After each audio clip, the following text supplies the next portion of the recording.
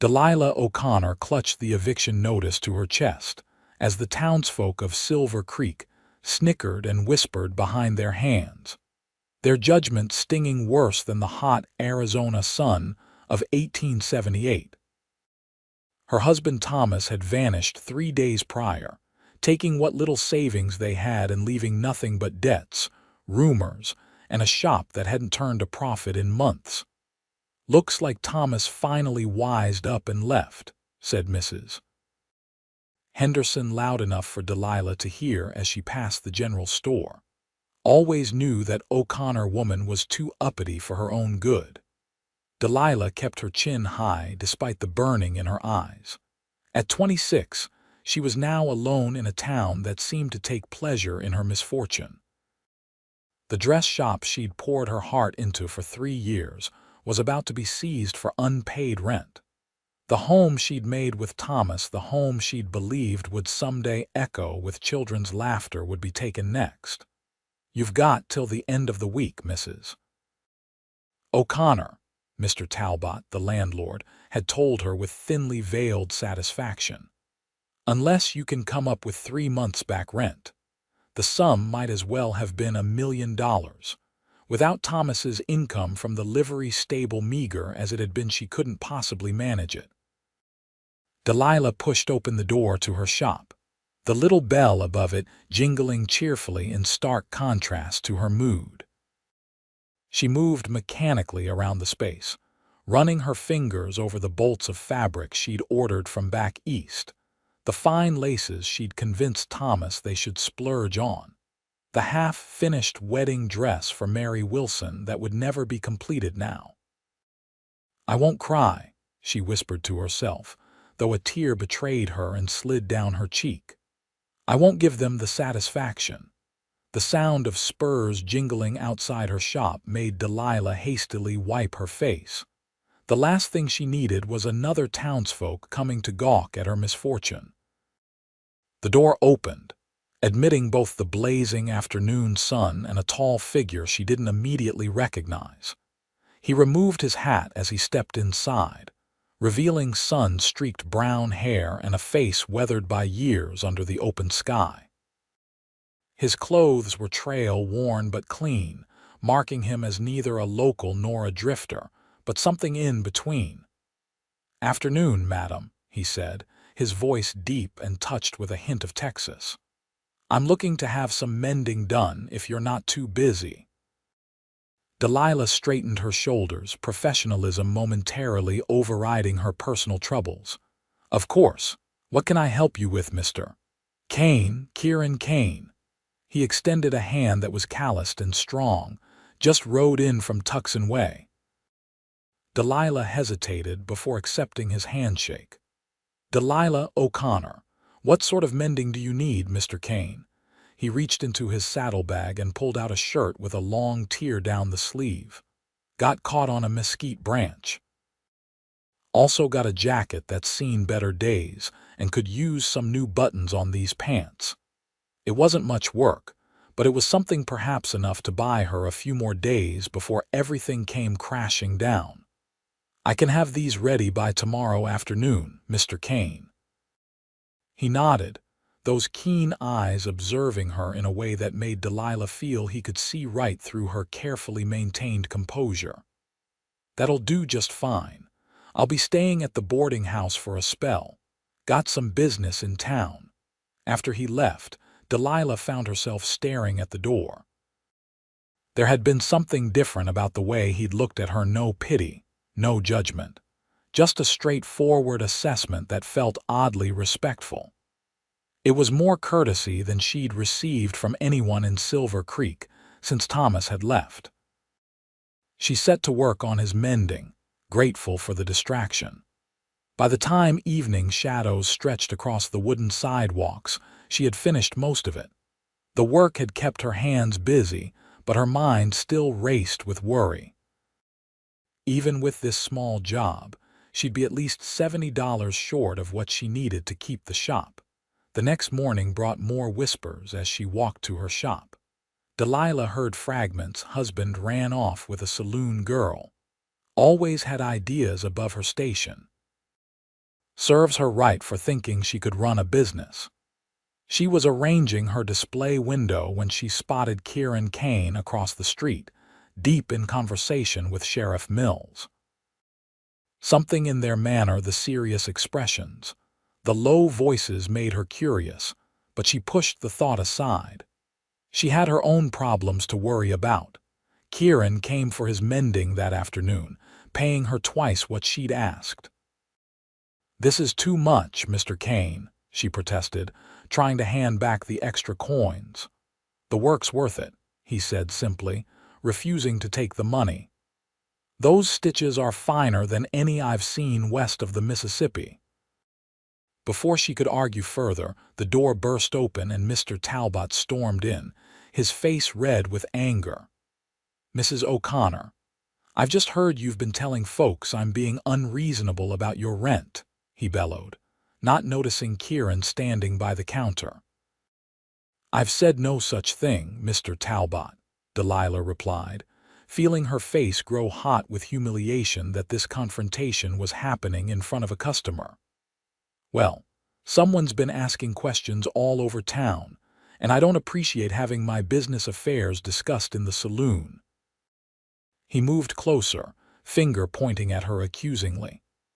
"Just because your good-for-nothing husband skipped town doesn't mean you get special treatment. I want my money by Friday or you're out. That's enough." Kieran's voice was quiet but carried such authority that Talbot stopped mid-tirade and turned. "This isn't your concern, stranger," Talbot said, though with considerably less bluster. "I'm making it my concern." Kieran stepped between them, his posture relaxed, but somehow conveying a clear warning.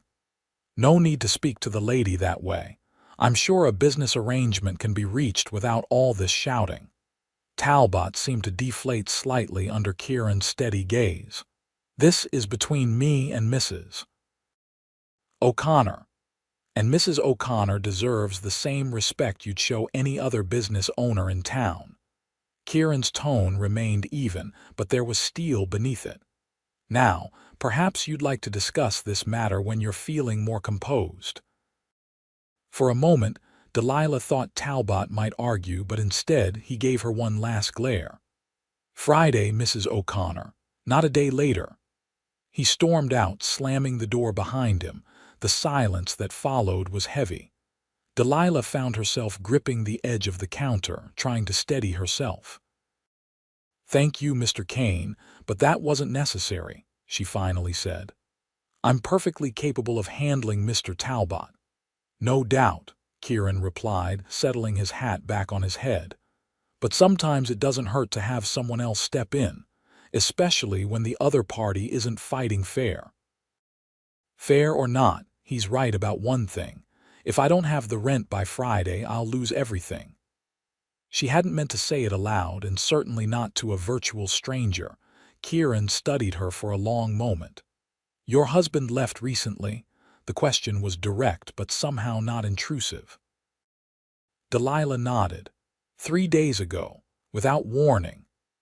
"And the town's enjoying your misfortune a little too much," she gave a bitter laugh. "Thomas was well liked. I'm the outsider who came from back east with fancy ideas about opening a dress shop in a mining town. They think I drove him away with my ambitions." Kieran's eyes narrowed slightly. "Folks are quick to judge what they don't understand. It doesn't matter what they think. What matters is I have 2 days to come up with money I don't have, or I lose both my shop and my home." Something flickered in Kieran's expression, a decision being made. "Mrs. O'Connor, I might have a proposition for you if you're interested in hearing it." Delilah regarded him warily. "What kind of proposition?" "A business arrangement. I need someone with your skills and you need capital. I think we might be able to help each other." He gestured to the chair near her workbench. "May I?" Curiosity overcame caution, and she nodded. As he sat and began to explain his idea, Delilah found herself listening with increasing interest, and for the first time in days, a flicker of hope. Kieran Kane wasn't what he first appeared to be. He wasn't just a cowboy passing through. He was a businessman who supplied costumes and clothing to traveling theater companies across the Western territories. His usual seamstress in Tucson had taken ill, leaving him with orders he couldn't fill, including an urgent commission for a theater troupe due to perform in Santa Fe in 3 weeks. "I need quality work done quickly," he explained. "What I saw in my mending tells me you're more than capable. I'd be willing to pay a premium for rush work with half up front." The sum he named was enough to cover her rent and then some. "Why would you trust me with this? You don't know me," Delilah said, suspicion warring with desperate hope. "I know good work when I see it. And I make it my business to judge character." His eyes held hers steadily. "You strike me as someone who honors their commitments." The irony wasn't lost on her. "Unlike my husband, that's his failing, not yours." The simplicity of his statement, his clear separation of her from Thomas's actions, struck a chord within her that resonated with painful clarity. No one else in town had bothered to make that distinction. "I'll need to see designs, measurements," she said, already mentally calculating what fabrics she had in stock that might be suitable.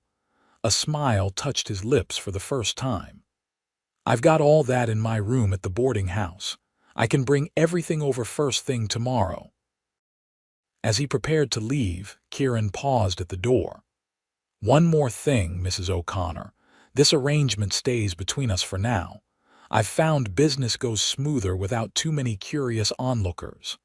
After he left, Delilah sat for a long time, turning over the unexpected opportunity in her mind. It seemed too convenient, too fortuitous to be true. Yet the alternative was certain ruin, and there had been something in Kieran Kane's direct gaze that inspired trust, despite her recent experience with betrayal. The next morning, true to his word, Kieran arrived with detailed sketches, fabric samples, and precise measurements for costumes ranging from Shakespearean nobles to Western heroes. The work was challenging, but exactly the kind of creative project Delilah had dreamed of when opening her shop. As promised, he paid half up front, enough for Delilah to visit Mr. Talbot and settle her rent with cool dignity, ignoring the surprise on his face when she counted out the coins. Over the next few days, a pattern emerged. Kieran would visit the shop in the mornings to check progress and discuss details. Their conversations, initially focused on the work, gradually expanded to include their backgrounds and experiences. Delilah learned that Kieran had grown up in Boston but had come west after the war, making his fortune not in gold or cattle but in the burgeoning business of entertainment for frontier towns hungry for culture. He, in turn, discovered that she had trained with a French dressmaker in Philadelphia before following Thomas west when he'd inherited a claim to his uncle's livery stable. "He promised me a new start," she told Kieran as she pinned a costume for a Shakespearean queen. "A place where we could build something together. And instead he left you holding the pieces," Kieran observed, handing her a spool of gold thread. "Yes." She jabbed a pin with perhaps more force than necessary. "The worst part is that I suspected something was wrong for months." The livery was struggling, but Thomas kept insisting everything was fine. He'd stay out late, come home smelling of whiskey and cheap perfume. I confronted him once, and he accused me of not supporting him, of being too focused on my shop. Was he right? Kieran asked, not accusingly but with genuine curiosity. Delilah paused, considering the question seriously. "Perhaps partly. I did love my work, but I also tried to help him with the livery books, suggested ways to attract more business. He refused to listen." She shook her head. "It doesn't matter now. He made his choice. And what will you choose, Mrs. O'Connor, once these costumes are finished?" The question caught her off guard. She'd been so focused on immediate survival that she hadn't thought beyond the current crisis. "I don't know," she admitted. Stay and rebuild, I suppose, if I can. This shop was my dream. Kieran nodded, his expression thoughtful. Dreams are worth fighting for. As they worked together day after day, Delilah found herself looking forward to his visits. There was something comforting about his presence, solid and dependable in a way Thomas had never been. She caught herself watching his hands as he helped her sort materials, noticing the careful precision in his movements that belied their strength. The town noticed their association, too. Whispers followed Delilah when she went to buy supplies or deliver finished orders to local clients. Some were merely curious about the handsome stranger who spent so much time at her shop. Others were more malicious, suggesting she had moved on indecently quickly after Thomas's departure. "Let them talk," Kieran said when she mentioned the gossip. "Those who matter don't mind, and those who mind don't matter." "Easy for you to say," Delilah replied, though without rancor. "You'll ride out of here when the work is done. I have to live with these people." Something flashed in his eyes, a brief shadow of an emotion she couldn't quite identify. "True enough," he said after a moment, "but you might find some minds change once they see a woman succeeding on her own terms." A week into their collaboration, disaster struck. Delilah arrived at her shop to find the front window smashed and several bolts of expensive fabric slashed and ruined. On the wall, someone had scrawled in charcoal, "Harlots not welcome." Sheriff Mills came when called but seemed more irritated by the disruption than concerned about the vandalism. "Probably just boys getting rowdy, Mrs. O'Connor. Can't expect me to post a guard on your shop just because you've got yourself a new patron so quick after Thomas left." The insinuation made her blood boil. Mr. Kane is a business associate, nothing more. And this is clearly targeted harassment. The sheriff merely shrugged. "Town's got strong feelings about proper behavior, especially from women in your situation. Might want to consider that." After he left, Delilah sank down among the destroyed fabrics, the full weight of her isolation crushing down on her. This wasn't just about lost merchandise, it was a clear message that the town had judged her and found her wanting. That's how Kieran found her 30 minutes later, sitting amid the wreckage, dry-eyed but devastated. His reaction was immediate and fierce. For the first time, she glimpsed the steel beneath his measured exterior as he surveyed the damage, his jaw tight with controlled anger. "Did the sheriff see this?" he demanded. "He said it was probably just rowdy boys." Delilah's voice sounded distant to her own ears. "He implied I brought it on myself by associating with you two soon after Thomas left." Kieran's expression darkened further. "And what does the sheriff know about your marriage or your circumstances?" "Nothing. No one does. They just see what they want to see." She gestured helplessly at the ruined fabric. "I can't replace this. Even with what you're paying me, I can't afford to lose this much inventory." Kieran knelt beside her, his eyes level with hers. "Delilah," he said, the first time he'd used her given name, "do you want to fight for your place here, or would you rather make a fresh start somewhere else?" The question struck her as odd, too specific, too weighted with meaning she couldn't decipher. "What are you asking, exactly?" He stood and paced the small shop, choosing his words carefully. "I'm asking if Silver Creek is worth salvaging for you, because if it is, we can fight this. But if it isn't, there are other options. Such as coming with me to Santa Fe when I deliver these costumes. It's a growing city with opportunities for someone with your skills. No history, no judgment." Delilah stared at him, trying to understand what lay behind the offer. "You're suggesting I just leave?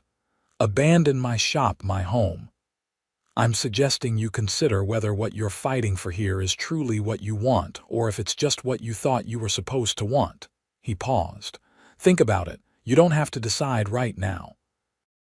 Before she could respond, the door opened, and Mrs. Henderson from the general store peeked in, her eyes widening at the destruction before landing on Kieran standing close to Delilah. "Oh, I heard there was some trouble, but I didn't realize. I'll come back another time." She retreated quickly, but not before Delilah caught the look of scandalized interest in her eyes. By evening, the entire town would be buzzing with fresh gossip. "This is exactly what I mean," Delilah said after Mrs. Henderson left. "No matter what I do, they'll twist it."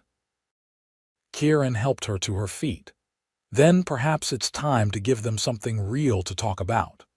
The statement hung in the air between them, ambiguous yet charged with possibility. Before Delilah could ask what he meant, he set about helping her clean up the mess, his actions once again speaking louder than words.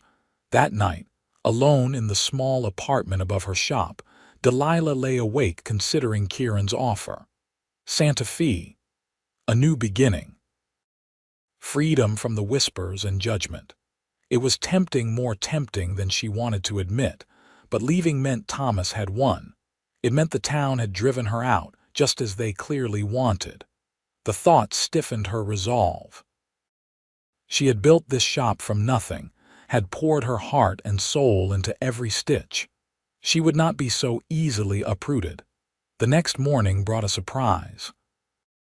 As Delilah swept the remaining glass from her storefront, the stagecoach pulled into town and disgorged a passenger who made her heart stop. Thomas O'Connor, looking decidedly worse for wear, his once fine jacket dirty and his face unshaven, stood in the street staring directly at her shop. For a moment, Delilah thought she might be imagining him. But then he moved toward her, and the familiar gait slightly bow-legged, with a swagger that had once charmed her, confirmed this was no apparition. "Delilah," he called, his voice carrying across the street. "Looks like you've had some trouble." She gripped the broom handle tighter. "Nothing I can't handle." He reached her, standing too close, smelling of travel dust and stale whiskey. "That's my girl, always independent. What are you doing here, Thomas?" Her voice was steady, betraying none of the turmoil beneath. "Come to make things right, of course." He gestured expansively. "I had a run of bad luck in Tucson, but I'm back now. We can start fresh." Delilah nearly laughed at the audacity. "Start fresh? You abandoned me with debts and no explanation. You stole our savings." Thomas's expression hardened. "I needed that money for an investment. It didn't pan out, but I'm making it up to you by coming back, aren't I? Most men wouldn't bother. Most women wouldn't want them to." She turned away, intending to go back inside, but Thomas grabbed her arm. "Now, Delilah, don't be like that. I'm still your husband. You've got obligations. Let go of me." Her voice was low but firm. "Is there a problem here?" Kieran's voice cut through the tension. He stood a few paces away, his stance casual but his eyes alert. Thomas released Delilah's arm, sizing up the newcomer. "No problem. Just having a private conversation with my wife." "Doesn't look private from where I'm standing," Kieran replied evenly. "And Mrs. O'Connor seems to have said all she cares to say." Thomas's face flushed with anger. "And who exactly are you to interfere between a man and his wife, a concerned citizen, and a friend of Mrs. O'Connor's?" The two men stared at each other, the tension palpable. Delilah could see curious faces appearing in shop windows up and down the street, eager for the drama unfolding. "Thomas," she said quietly, "I think you should go." Her husband's face twisted with fury and humiliation. "Go. I came back for you, and this is how you greet me. With another man already warming your bed." The slap was out before Delilah could think, her palm connecting with Thomas's cheek with a crack that seemed to echo down the street. Gasps and murmurs rippled through the growing crowd.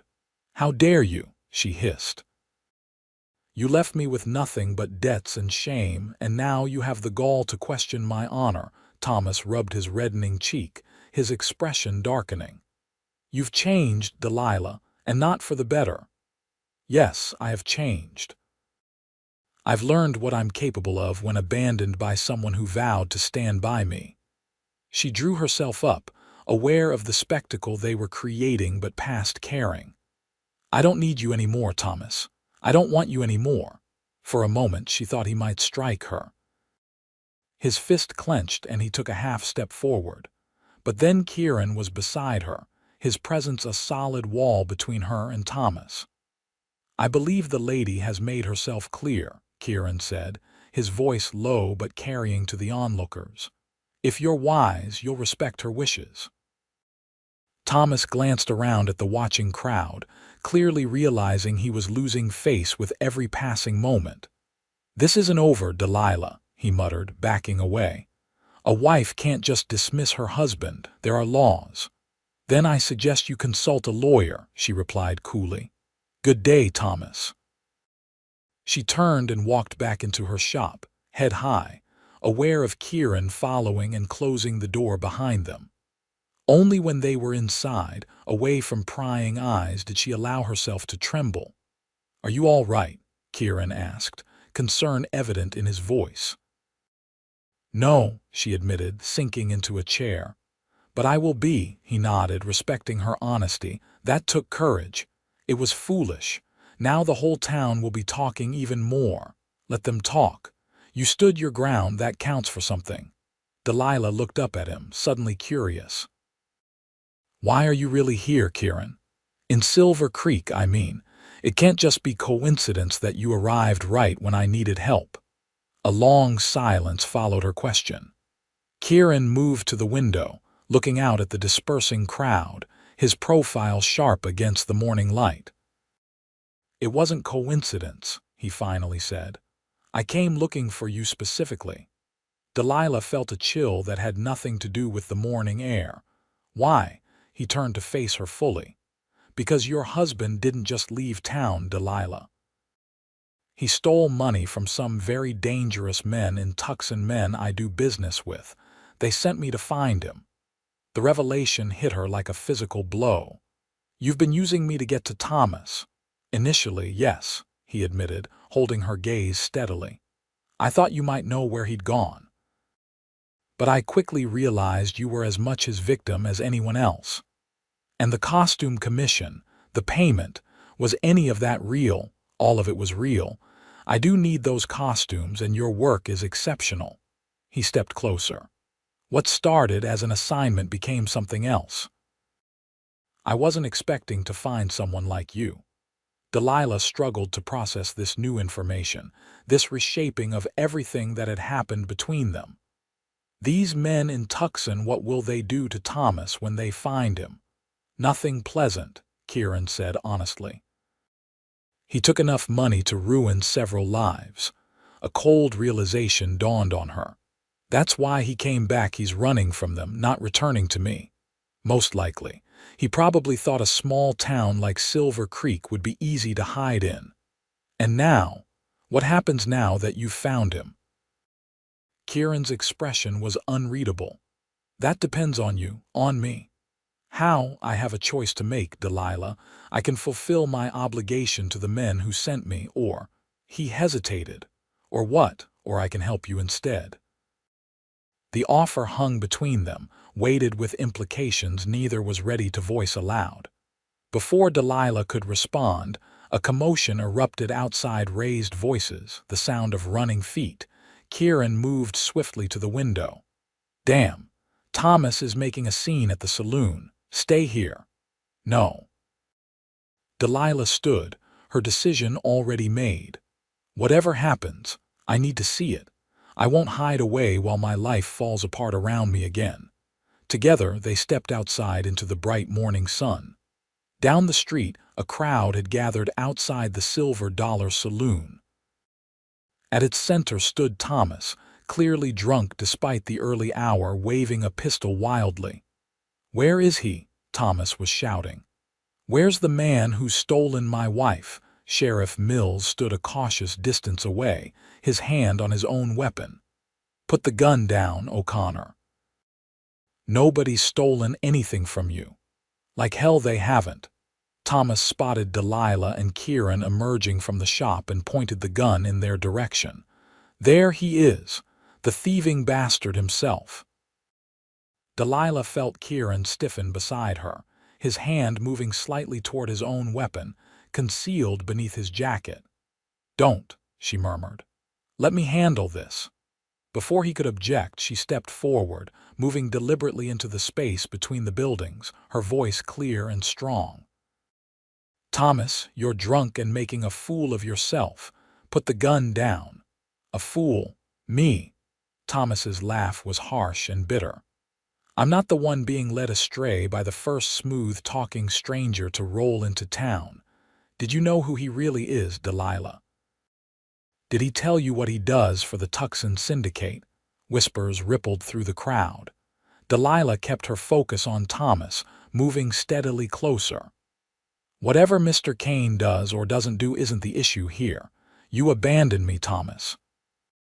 You stole our money and left me to face the consequences alone." "I came back, didn't I?" Thomas's voice cracked, the gun wavering in his hand. "I came back for you. You came back because you're in trouble," she replied softly, close enough now that only those nearest could hear. "You always run home when you're in trouble, Thomas, but I'm not your shelter anymore." Something in her calm certainty seemed to enrage him further. "You've got no right to turn me away. You're my wife. Not for much longer." The words came with a finality that surprised even Delilah herself. "I'm filing for divorce, Thomas." A collective gasp went up from the onlookers. Divorce was rare in 1878, especially in frontier towns where women had few legal rights and even fewer financial options. But Delilah had never been more certain of anything in her life. Thomas's face contorted with fury. "You can't divorce me. No judge in the territory would grant it. She won't need to." Kieran's voice cut through the tension as he stepped forward to stand beside Delilah. "Thomas O'Connor, you're wanted in Tucson for theft and fraud. The territorial marshal already has the paperwork. Abandonment of a spouse is grounds enough for divorce in this territory, especially when coupled with criminal charges." Sheriff Mills moved closer, his expression conflicted. "Is this true, Kane? You're working with the territorial marshals?" Kieran nodded once, not taking his eyes off Thomas. "Special deputy, assigned to bring in O'Connor for crimes committed in Pima County. I have the documentation in my room." The revelation caused another wave of murmurs through the crowd. Delilah glanced at Kieran, understanding dawning. He hadn't told her the whole truth. He wasn't working for the criminals Thomas had stolen from, but for the law. Thomas, sensing the tide turning against him, grew desperate. "He's lying. He's here to kill me for the syndicate. Delilah, tell them." But Delilah stood silent, her allegiance clear in the way she remained at Kieran's side. "It's over, Thomas," Kieran said quietly. "Put the gun down and come peacefully. Make at least this one decent choice." For a terrible moment, Delilah thought Thomas would fire. His finger twitched on the trigger, his eyes wild with cornered desperation. Then, with a broken sob, he lowered the weapon. Sheriff Mills moved in quickly to disarm and restrain him. As he was being led away, Thomas looked back at Delilah one last time. "I did love you once," he said, all bluster gone from his voice, "before everything went wrong." "I know," she replied simply. "That's what makes it sad." As Thomas disappeared into the sheriff's office, the crowd lingered, their focus now on Delilah and Kieran. The whispering continued, but something in their expressions had changed, curiosity replacing condemnation, respect mingling with the ever-present judgment. "A special deputy," Delilah murmured to Kieran as they walked slowly back toward her shop. "That wasn't entirely honest." "Not entirely," he admitted, "but not a complete fabrication either. I do work with the marshals sometimes, tracking down certain types of fugitives. It was easier than explaining the complicated truth." "Which is?" Kieran sighed. The complicated truth is that I own interests in several legitimate businesses in Tucson, including the theater company I told you about. Thomas embezzled from one of my partners before disappearing. I came looking for him and the money, yes, but I am authorized to bring him in to face charges. And you didn't tell me because. At first because I wasn't sure if you were involved, then because I wasn't sure how you'd react. He stopped, turning to face her fully. And later because I didn't want you to think everything between us was just about finding him. Delilah studied his face, looking for any sign of deception. Was it just about finding him? No, the word hung between them, simple but profound. It started that way, but it changed. You changed it. The sincerity in his voice was unmistakable. Still, doubts lingered. How can I believe you now after so many half-truths? You can't, not completely. Not yet. He reached out slowly, giving her time to pull away, and took her hand. But I'm hoping you'll give me the chance to prove myself with total honesty from now on. Before she could respond, Mrs. Henderson approached, her usual disapproving expression replaced by something almost conciliatory. Mrs. O'Connor, she said stiffly, I just wanted to say, well, we didn't know about your husband's criminal activities. The town might have been hasty in its judgment. It was as close to an apology as Delilah was likely to get. Thank you, Mrs. Henderson. I appreciate that. The older woman nodded, then turned to Kieran with newfound respect. Deputy Kane, we're grateful for your service. Will you be staying in Silver Creek long? Kieran glanced at Delilah before answering. That remains to be seen, madam. After Mrs. Henderson departed, others from town approached, some to express belated support, others simply curious about the dramatic events. Through it all, Kieran remained at Delilah's side, neither possessive nor presumptuous, but steadily present. Later, when they finally had a moment alone in her shop, Delilah asked the question that had been forming in her mind. What happens now? To Thomas, to me, to us. Thomas will face trial in Tucson. With the evidence we have, he'll likely serve time. Kieran leaned against her workbench. As for you, that's entirely your choice. You can stay here and rebuild. The town seems ready to accept you now that they know the truth. And if I don't want to stay? His eyes met hers, careful but hopeful. Then my offer stands. Come to Santa Fe or Tucson or anywhere else that calls to you. I'd be honored to help you start fresh. And you? Where do you go when this is finished? I have business in Santa Fe, as I told you after that. He hesitated. Delilah, I'm not going to pretend I can offer you certainty. My life isn't settled in one place, but I can offer honesty, respect, and companionship for as long as you want it. It wasn't a declaration of love, but somehow it felt more valuable, a promise grounded in reality rather than romantic fantasy. After Thomas's grand promises that had dissolved into betrayal, Kieran's measured honesty was refreshing. I need time, she said finally. To think, to decide what I truly want. Kieran nodded, accepting her answer without pressure. Take all the time you need. I'll be here until Thomas is transported to Tucson, at least another week. That week proved transformative for Delilah. With Thomas in custody and the truth about his crimes known, the town's attitude toward her shifted dramatically. Women who had shunned her now stopped by her shop with mending or orders. Men tipped their hats respectfully on the street. Sheriff Mills himself came to apologize for his earlier dismissal of the vandalism, promising to investigate properly. Through it all, Kieran maintained a respectful distance in public while continuing to visit her shop daily to check on the progress of the costumes. Their conversations deepened, moving beyond the practical to dreams, fears, and hopes. Delilah learned about his childhood in Boston, his service in the Union Army, and his journey west seeking purpose after the war.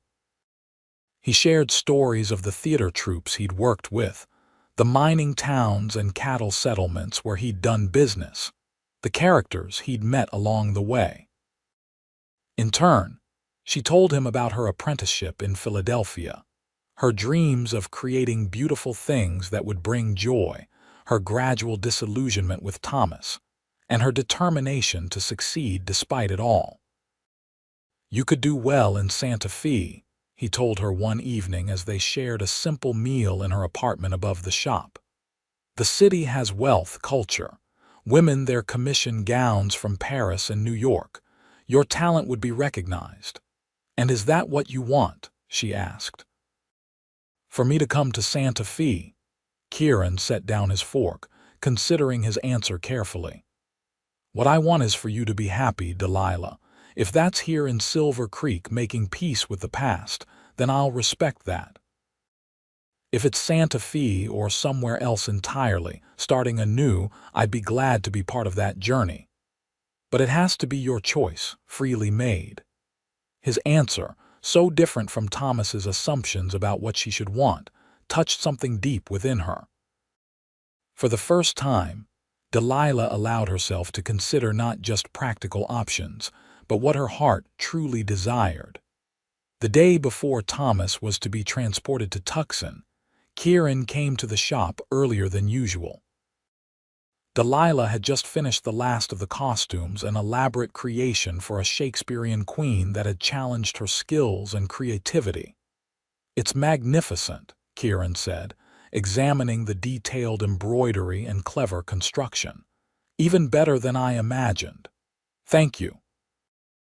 Delilah carefully packed the costume with the others, ready for transport. "I've enjoyed the challenge." Kieran watched her work, something uncharacteristically hesitant in his manner. "Delilah, I need to ask you something, and I want you to answer honestly, without concern for my feelings." She straightened, giving him her full attention. "All right. Have you decided about staying or leaving?" Delilah had, in fact, spent most of the night weighing her options, examining her heart. "I have. And I'm leaving Silver Creek." The decision, once spoken aloud, felt right. "There's nothing holding me here anymore. No real connections, no true home, just memories I'd rather leave behind." Relief and hope flickered across Kieran's face. "To Santa Fe, perhaps, or perhaps somewhere else entirely." She met his gaze steadily. "I haven't decided yet whether I'll be traveling alone." Understanding dawned in his eyes. "I see. Do you?" Delilah stepped closer to him. "Kieran, you came into my life under false pretenses, looking for my husband. You've been honest about that. But something else has grown between us, something unexpected and real. I need to know if you feel it too, or if I'm simply convenient because of my connection to Thomas." Kieran reached for her hands, holding them gently. "Delilah O'Connor, you have never been merely convenient. What I feel for you has nothing to do with Thomas and everything to do with your courage, your talent, your determination. I've watched you face betrayal and humiliation with dignity. I've seen you create beauty from nothing but thread and vision. I've witnessed your capacity for both strength and tenderness." He took a deep breath, as if gathering courage. "I came to Silver Creek looking for a thief, but I found something infinitely more valuable. I found you, and if you'll have me, I'd like to see where this journey might lead us." It wasn't a declaration of undying love or a marriage proposal. It was something more honest, more authentic. An acknowledgement of genuine feeling and a hope for shared future possibility. Delilah felt tears gathering in her eyes, not of sadness, but of release, the final letting go of a past that had constrained her for too long. "I'd like that too." The next morning dawned clear and bright. Thomas, shackled and under guard, was escorted to the stagecoach that would take him to Tucson to face justice. A crowd gathered to witness his departure, the spectacle too enticing to miss. Delilah stood apart from the others, watching without satisfaction or rancor, as the man she had once loved and trusted prepared to leave her life forever. Thomas caught her eye just before boarding, a complicated mix of emotions crossing his face: regret, resentment, perhaps even a shadow of the affection they had once shared. She nodded once in acknowledgement, a final goodbye to the life they had tried and failed to build together. As the stage coach pulled away, Delilah became aware of the town's attention shifting to her. Mrs. Henderson approached, followed by several other townswomen. "Mrs. O'Connor," she said formally, that is, the Ladies' Aid Society, wanted to express our regret for how you've been treated. We hope you'll consider staying in Silver Creek. Your shop adds refinement to our little town." The offer, while genuine, came too late. "Thank you, Mrs. Henderson, but I've made my decision. I'll be leaving Silver Creek tomorrow." Murmurs of surprise and disappointment rippled through the group. "But where will you go?" someone asked. Before Delilah could respond, Kieran appeared at her side, dressed not in his usual trail clothes but in a well-cut suit that emphasized his broad shoulders and confident bearing. "Mrs. O'Connor has accepted a position as head designer for the Santa Fe Theater Company," he announced, loud enough for all to hear. "Her talent deserves a wider audience than Silver Creek can provide." The statement, while not entirely accurate, wasn't entirely false either. They had discussed possibilities for her work in Santa Fe, including designing for the theater, but nothing had been formalized. Delilah gave him a questioning look, which he answered with a slight smile and a whispered, "Trust me." Turning back to the gathering crowd, Kieran raised his voice further. "Before we depart, however, there's one matter that requires resolution." He stepped into the center of the street, drawing all eyes to him. "Citizens of Silver Creek, my name is Kieran Kane. I came to your town tracking a fugitive, and I found more than I expected." Delilah watched, puzzled, as he beckoned her forward to join him in the middle of the dusty street. "Delilah O'Connor," he said, his voice carrying clearly in the morning air, "you've faced abandonment and betrayal with dignity. You've endured this town's judgment with grace. You've proven your strength and independence beyond any doubt." To Delilah's utter astonishment, Kieran dropped to one knee before her, taking her hand in his. Gasps and whispers erupted from the watching crowd. "I know we've known each other only a short time," he continued, his eyes never leaving hers. "But in that time, I've come to admire your spirit, your talent, and your heart. I'm not a perfect man, and I can't promise a perfect life, but I can promise honesty, respect, and unwavering devotion." He reached into his pocket and withdrew a simple gold band. "Delilah O'Connor, would you do me the honor of becoming my wife? Not because you need my protection or support, but because I believe we could build something beautiful together." Stunned silence fell over the street as everyone waited for her response. Delilah stared at Kieran, her mind racing. This was unexpected, dramatic, public, and completely contrary to the measured discussions they'd had about their future. Yet as she looked into his eyes, she saw not calculation but genuine feeling, perhaps even vulnerability beneath his confident exterior. This wasn't the careful business arrangement they'd discussed. This was a man laying his heart bare before an entire town. "Kieran," she said softly, "are you certain? This is very sudden." "I've never been more certain of anything," he replied, his voice equally low. "I wanted to make it clear to everyone, especially you, that this isn't about convenience or circumstances. It's about choosing you, openly and without reservation." The public nature of his proposal suddenly made sense. In one bold gesture, he was wiping away the town's whispers and judgment, replacing scandal with romance, shame with celebration. He was giving her back her dignity in the very place it had been taken. Tears pricked at Delilah's eyes as the full meaning of his actions registered. This wasn't just a proposal, it was redemption. "Yes," she said, her voice growing stronger with certainty. "Yes, Kieran Kane, I will marry you." A cheer went up from the gathered crowd, the very same people who had whispered behind their hands about her just days before. Kieran slipped the ring onto her finger, a perfect fit, as though he'd known all along what her answer would be, and rose to his feet. What happened next would become the stuff of Silver Creek legend for generations to come. Kieran turned to address the crowd, his arm around Delilah's waist. "Friends," he called out, though few could truly be called that, "since Mrs. O'Connor and I will be departing tomorrow, I propose we waste no time. Reverend Parker," he nodded to the town's minister standing among the onlookers, "would you do us the honor of marrying us today, right here in full view of the town?" The Reverend, caught off guard but clearly moved by the romantic gesture, stepped forward. "It would be my privilege, Mr. Kane, if the bride agrees." All eyes turned to Delilah. For a moment, doubt flickered. Was this too fast, too public, too much? But then she looked at Kieran, at the steadfast certainty in his gaze, and knew that sometimes the right choice required courage rather than caution. "Yes," she said clearly. "Let's be married right here, right now." What followed was unlike anything Silver Creek had ever seen. Word spread rapidly, and soon the entire town gathered in the main street.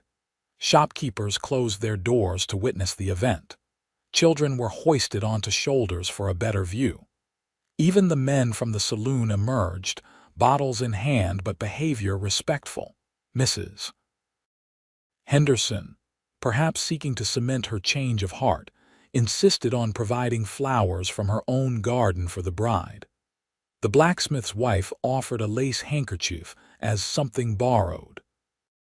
The young women who had once snickered at Delilah's misfortune now sighed romantically as she stood before Reverend Parker in her best blue dress, wildflowers in her hands, facing the man who had changed everything. The ceremony was brief but heartfelt. Kieran spoke his vows in a clear, steady voice, promising to honor, cherish, and respect Delilah all the days of their lives. Delilah, in turn, pledged her loyalty and love, her voice growing stronger with each word. When Reverend Parker pronounced them husband and wife, Kieran drew Delilah into an embrace that was both tender and possessive. Their kiss, witnessed by the entire town, spoke of promise and passion in equal measure. As they turned to face the cheering crowd, now husband and wife, Delilah caught sight of Sheriff Mills standing at the edge of the gathering. He tipped his hat in a gesture that might have been respect, might have been apology. She nodded in acknowledgement, letting go of the last remnants of bitterness. The past was behind her now, only the future mattered. That evening, a spontaneous celebration erupted at the Silver Dollar Saloon. The entire town seemed determined to send the newlyweds off with proper festivity. Tables were pushed aside for dancing. A local fiddler played merry tunes, and even the most proper townswomen joined in the merriment. Delilah, still adjusting to the whirlwind events of the day, found herself surrounded by well-wishers, many of whom had shunned her just a week before. Their sudden change of heart might have seemed hypocritical, but she chose to accept it as genuine, recognizing that people were complex, capable of both cruelty and kindness depending on circumstances. "Are you happy?" Kieran asked as they shared their first dance as husband and wife, his hand warm and steady at her waist. Delilah considered the question seriously. "Happy? Yes. Also overwhelmed, a little scared, and completely amazed at how quickly life can change." He chuckled, the sound rumbling pleasantly against her. "Having second thoughts. Not about you," she assured him, "but this is all happening so fast. Yesterday I was a deserted wife facing ruin. Today I'm married to a man I've known for barely 2 weeks, about to leave the only home I've had in the West. Too fast, concern shadowed his eyes. No, Delilah surprised herself with the certainty in her voice. Somehow it feels right. Like I've finally stepped onto the path I was meant to follow. Relief softened his features. That's how it feels for me too. Like all the winding roads of my life were leading to you, even when I didn't know it. As they circled the floor, other couples joining the dance around them, Delilah allowed herself to imagine the future that awaited them, a new home in Santa Fe, work that challenged her creativity, and a partnership built on mutual respect and growing affection. It wouldn't be perfect, no life ever was, but it would be genuine, and it would be theirs to shape together. The following morning, as dawn painted the eastern sky with promise, Kieran loaded the last of their belongings onto the wagon. Delilah had sold her shop fixtures to a woman from the neighboring town who had always dreamed of opening a millinery. The costumes, carefully packed in trunks, would be delivered to the theater company in Santa Fe as promised. As they prepared to depart, a small crowd gathered to bid them farewell. Mrs. Henderson presented Delilah with a basket of provisions for the journey. The blacksmith handed Kieran a new horseshoe for luck. Sheriff Mills shook Kieran's hand and nodded respectfully to Delilah. "Safe travels, Mrs. Kane," the sheriff said, using her new name for the first time. "Thank you, Sheriff." Delilah kept her tone cordial, letting bygones be bygones. "I wish you well."